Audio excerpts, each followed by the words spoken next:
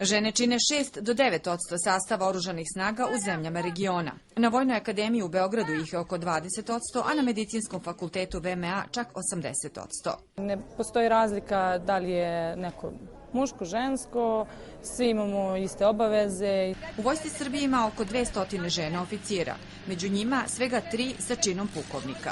Žene su bojažljivo ušle u tu priču, ali onda se ispostavilo da sasvim korektno mogu da budu i komandiri vodova i komandiri čete i da ima vrlo ambicioznih žena koje dosta posvećuju pažnje, pogotovo što su mlade karijeri. Bosna i Hercegovina, Crna Gora i Makedonija šalju žene na školovanje na strane Vojne akademije, od Sjedinjenih Država do Turske.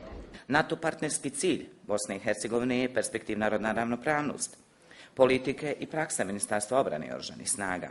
Rodna ravnopravnost u vojsci i u svim javnim institucijama nije samo pitanje ljudskih prava, nego je i preduslov za održivi razvoj.